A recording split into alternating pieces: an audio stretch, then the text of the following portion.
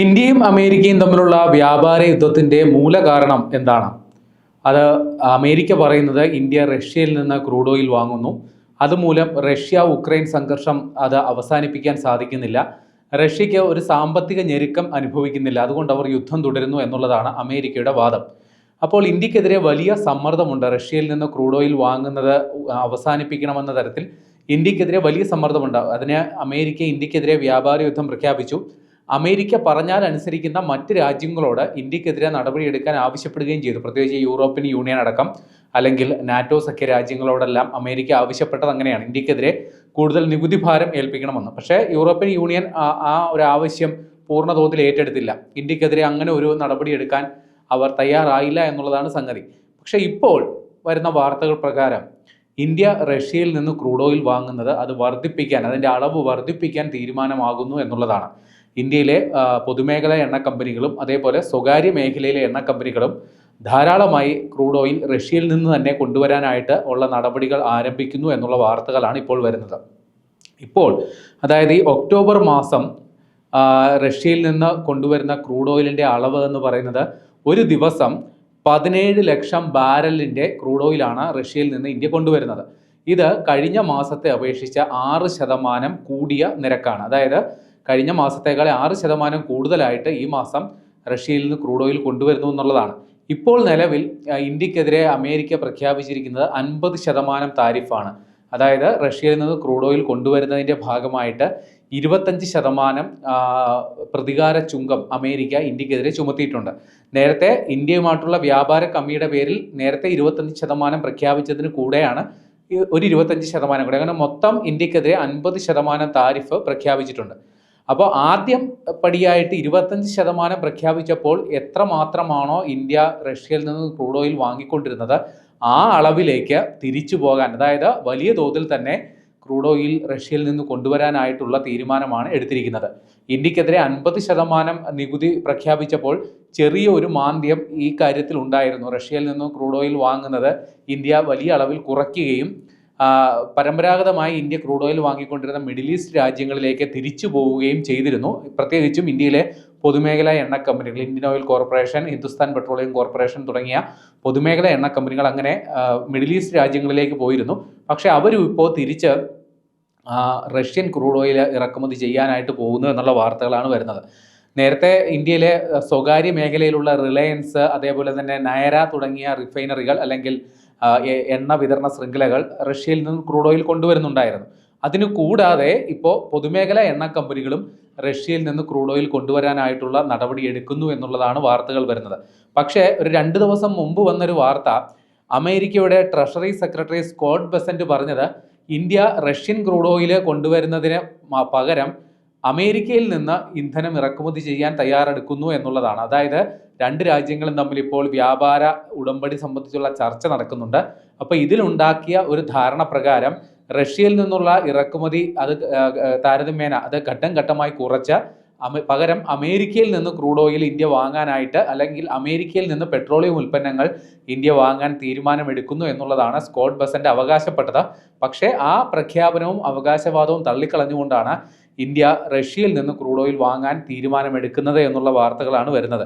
ഇപ്പോൾ നിലവിൽ ഇന്ത്യക്ക് $1 ഡിസ്കൗണ്ടാണ് തന്നുകൊണ്ടിരിക്കുന്നത് റഷ്യ. അതായത് ജൂലൈ ഓഗസ്റ്റ് മാസം തന്ന ക്രൂഡ് ഓയിലിന് ബാരലിന് $1 വിലക്കിഴിവ് അനുവദിച്ചതെങ്കിൽ ഇപ്പോൾ പുറത്തു വരുന്ന വാർത്തകൾ പ്രകാരം നവംബറിലേക്കുള്ള ക്രൂഡ് ഓയിൽ ബുക്കിങ്ങിന്, അല്ലെങ്കിൽ നവംബറിൽ ലോഡ് ചെയ്യേണ്ട ക്രൂഡ് ഓയിലിന് ഇന്ത്യ $2 മുതൽ $2.50 വരെ ഡിസ്കൗണ്ട് ഇന്ത്യക്ക് കിട്ടും എന്നുള്ള വാർത്തകൾ വരുന്നു. അപ്പോൾ അനുകൂലമായ വിപണി സാഹചര്യം ഉള്ളതുകൊണ്ട് തന്നെ കൂടുതലായി ക്രൂഡ് ഓയിൽ റഷ്യയിൽ നിന്ന് വാങ്ങാൻ ഇന്ത്യൻ കമ്പനികൾ തയ്യാറെടുക്കുന്നു എന്നുള്ള വാർത്തകളാണ് ഇപ്പോൾ വരുന്നത്. അതുകൂടാതെ ഇന്ത്യ കൂടുതലായി ക്രൂഡ് ഓയിൽ വാങ്ങുന്ന ഒരു സാഹചര്യം ഉണ്ടായാൽ റഷ്യ വീണ്ടും ഈ തരത്തിൽ ഡിസ്കൗണ്ടുകൾ വർദ്ധിപ്പിക്കാൻ, നേരത്തെ $4 മുതൽ $4.50 വരെ റഷ്യ ക്രൂഡ് ഓയിൽ തന്നിരുന്നു. പക്ഷെ കഴിഞ്ഞ തവണ $1 ഡിസ്കൗണ്ട് കിഴിവ് കുറയാൻ കാരണം ക്രൂഡ് ഓയിലിൻ്റെ ലഭ്യത കുറഞ്ഞതുകൊണ്ടാണ് എന്നുള്ളൊരു വാദവും വരുന്നുണ്ട്. അതായത് റഷ്യ അവരുടെ പ്രാദേശിക വിപണിയിൽ ശ്രദ്ധ കേന്ദ്രീകരിച്ചത് കൊണ്ട് തന്നെ വിദേശത്തേക്ക് കയറ്റുമതി ചെയ്യാനുള്ള ക്രൂഡ് ഓയിലിൻ്റെ ലഭ്യതയിൽ കുറവുണ്ടായി. അതുകൊണ്ടാണ് ഈ 1% ഡിസ്കൗണ്ടിലേക്ക് കുറഞ്ഞത്. പക്ഷേ ആ പ്രശ്നം മാറി ഇപ്പോൾ $2 മുതൽ $2.5 വരെ ഡിസ്കൗണ്ടിൽ ക്രൂഡ് ഓയിൽ കിട്ടും എന്നുള്ളൊരു കാര്യമാണ് വരുന്നത്. അപ്പോൾ മറ്റൊരു വാർത്തയും ഇതുമായി ബന്ധപ്പെട്ട് വരുന്നുണ്ട്. ഇന്ത്യ ഈ ക്രൂഡ് ഓയിൽ ഇറക്കുമതി ചെയ്യുന്നതിന് ഒന്നെങ്കിൽ ഡോളറിലോ അല്ലെങ്കിൽ റഷ്യൻ കറൻസി റഷ്യൻ കറൻസിയായ റുബിളിലോ പേയ്മെൻറ്റ് നടത്തണം എന്നുള്ളതായിരുന്നു ഇതുവരെയുള്ള വ്യവസ്ഥ. അപ്പോൾ ഇന്ത്യ ഇപ്പോൾ കഴിഞ്ഞ 2-3 ഷിപ്മെൻറ്റുകളിലായിട്ട് ഇന്ത്യയിലെ പൊതുമേഖലാ എണ്ണ കമ്പനികൾ ചൈനീസ് കറൻസിയായ യുവാൻ അതിൽ ഇപ്പോൾ ഇടപാടുകൾ നടത്തുന്നു എന്നുള്ള ഒരു വാർത്തകളും കൂടി വരുന്നുണ്ട്. അപ്പോൾ ചൈനീസ് കറൻസിയിൽ ഇന്ത്യ ഇടപാട് നടത്തുന്നത് അമേരിക്കയെ വലിയ തോതിൽ ആശങ്കപ്പെടുത്തുന്ന ഒരു സംഗതി കൂടിയാണ്. കാര്യം അമേരിക്കൻ ഡോളറിനെ ഇന്ത്യ പൂർണ്ണമായി കൈവിടുന്നു എന്നതിൻ്റെ സൂചനയായി കൂടി ഇതിനെ കാണാം. അതോടൊപ്പം തന്നെ ഇന്ത്യ ചൈന വ്യാപാര ബന്ധം അല്ലെങ്കിൽ ഇന്ത്യ ചൈന സഹകരണം കുറെ കൂടി ശക്തമാകുന്നതിൻ്റെ ലക്ഷണമായി അമേരിക്ക ഇതിനെ വ്യാഖ്യാനിക്കുന്നുമുണ്ട്. ഇപ്പം നിലവിൽ റഷ്യയിൽ നിന്ന് ക്രൂഡ് ഓയിൽ വാങ്ങുന്നതിന് ഒന്നെങ്കിൽ ഞാൻ നേരത്തെ പറഞ്ഞതുപോലെ ഡോളറോ അല്ലെങ്കിൽ റഷ്യൻ കറൻസിയായ റുബിളോ നൽകണം എന്നുള്ളതാണ് വ്യവസ്ഥ. അപ്പോൾ മറ്റ് രാജ്യങ്ങളെല്ലാം ഇപ്പോൾ അന്താരാഷ്ട്ര ഉപരോധം ഉള്ളതുകൊണ്ട് തന്നെ ഡോളർ കിട്ടാൻ റഷ്യക്ക് ഡോളർ അത് വിനിമയം നടത്താനുള്ള ബുദ്ധിമുട്ടുള്ളത് കൊണ്ടാണ് ഈ പ്രശ്നങ്ങളൊക്കെ ഉണ്ടാകുന്നത്. അപ്പം നിലവിലെ ഒരു രീതി എന്താ വെച്ചാൽ ഈ ഡോളർ കൈവശമുള്ള രാജ്യങ്ങൾ അത് UAE ദിർഹമാക്കി മാറ്റി ഈ UAE ദിർഹം ചൈനീസ് കറൻസിയായ യുവാൻ ആക്കി മാറ്റി ആ യുവാൻ കൊണ്ടുവന്ന് റഷ്യക്ക് കൊടുക്കുക അല്ലെങ്കിൽ ആ യുവാൻ റുബിളായിട്ട് മാറ്റി അത് റഷ്യക്ക് കൊടുക്കുക. ഇതായിരുന്നു നടപ്പ് രീതി. അപ്പോൾ ഇന്ത്യ നേരിട്ട് യുവാൻ അതായത് ചൈനീസ് കറൻസി ഉപയോഗിച്ച് റഷ്യയിൽ നിന്ന് ക്രൂഡ് ഓയിൽ വാങ്ങുമ്പോൾ ഒരു പ്രോസസ്സിംഗ് ടൈം അതേപോലെ തന്നെ ഒരു വിനിമയത്തിലുണ്ടാകുന്ന ലാഭനഷ്ട പ്രശ്നങ്ങളും ഒഴിവാക്കി നേരിട്ട് ഇന്ത്യൻ കറൻസി ചൈനീസ് കറൻസിയാക്കി മാറ്റി അത് റഷ്യക്ക് കൊടുത്ത് എണ്ണ വാങ്ങാനുള്ള ഒരു സൗകര്യവും കൂടി ഇന്ത്യക്ക് കിട്ടുന്നു എന്നുള്ള വാർത്തകളും കൂടി വരുന്നുണ്ട്. അപ്പോൾ ഈ രംഗത്ത് കുറേ കൂടി ഇന്ത്യയും റഷ്യയുമായിട്ടുള്ള സഹകരണം വർദ്ധിപ്പിക്കാൻ തന്നെയാണ് തീരുമാനം എന്ന് പറയുന്നു. ഈ ഇന്ത്യ റഷ്യയിൽ നിന്ന് ക്രൂഡ് ഓയിൽ വാങ്ങുന്നതിനെതിരെ അമേരിക്ക വലിയ രീതിയിലുള്ള സമ്മർദ്ദം ചെലുത്തുന്നുണ്ട് എന്നുള്ളത് വാസ്തവമാണ്. പ്രത്യേകിച്ചും അമേരിക്കൻ പ്രസിഡന്റ് ട്രംപ് കൂടെ ഇക്കാര്യം ഇന്ത്യയെ ഓർമ്മപ്പെടുത്തുന്നതുമുണ്ട്. ഇന്ത്യ റഷ്യയിൽ നിന്ന് ക്രൂഡ് ഓയിൽ വാങ്ങി അത് ഇന്ത്യയിൽ സംസ്കരിച്ച് യൂറോപ്യൻ രാജ്യങ്ങളിലേക്കടക്കം വിറ്റ് വൻതോതിൽ ലാഭമുണ്ടാക്കുന്നു എന്നുള്ളതാണ് അമേരിക്കയുടെ ആരോപണം. അല്ലെങ്കിൽ ഇന്ത്യ ക്രൂഡ് ഓയിൽ വാങ്ങുന്നത് കൊണ്ട് റഷ്യയുടെ വാർ മെഷീൻ അതായത് യുദ്ധ ഉപകരണത്തിന് ഇന്ധനം നൽകുന്ന പണിയാണ് ഇന്ത്യ ചെയ്തുകൊണ്ടിരിക്കുന്നത് എന്നുള്ള ആരോപണവും റഷ്യക്കുണ്ട്. പക്ഷേ ഇന്ത്യ ആ കാര്യത്തിൽ നിലപാട് വ്യക്തമാക്കിയതാണ്. ഇത് രാജ്യത്തിൻ്റെ ഇന്ധന സുരക്ഷിതത്വത്തെയും വിപണി മര്യാദകളും പാലിച്ചാണ്. അതായത് വിപണിയിലെ മര്യാദ കച്ചവടത്തിൻ്റെ തന്ത്രവും ന്യായവും ഏറ്റവും വില കുറച്ച് കിട്ടുന്നത് എവിടെ നിന്നാണോ അവിടെ നിന്ന് വാങ്ങണം എന്നുള്ളതാണല്ലോ. അപ്പോൾ ഇത്തരത്തിൽ കച്ചവടത്തിൻ്റെ നീതിയും ന്യായവും പരിഗണിച്ച് അതേപോലെ രാജ്യത്തിൻ്റെ ഇന്ധന സുരക്ഷിതത്വം നമുക്ക് ആവശ്യമുള്ള ക്രൂഡ് ഓയിലിൻ്റെ 87% വിദേശത്ത് നിന്ന് ഇറക്കുമതി ചെയ്യേണ്ടതുണ്ട്.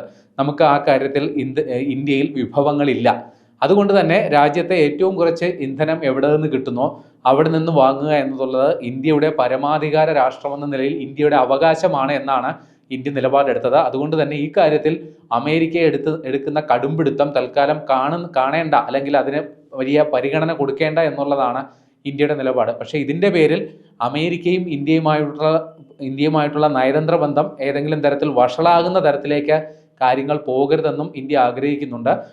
ഇന്ത്യയും അമേരിക്കയുമായിട്ടുള്ള വ്യാപാര ചർച്ചകൾ പുരോഗമിച്ചുകൊണ്ടിരിക്കുകയാണ്. പക്ഷേ ഇത്തരത്തിൽ ഇന്ത്യ റഷ്യയിൽ നിന്ന് ക്രൂഡ് ഓയിൽ വാങ്ങുന്നത് അത് കൂടുതൽ അതിൻ്റെ വ്യാപ്തി വർദ്ധിപ്പിക്കാൻ എടുക്കുന്ന തീരുമാനം ഏത് തരത്തിൽ ഇന്ത്യ അമേരിക്ക വ്യാപാര ചർച്ചയെ സ്വാധീനിക്കും എന്നുള്ളത് കാത്തിരുന്ന് കാണേണ്ട ഒരു സംഗതിയാണ്.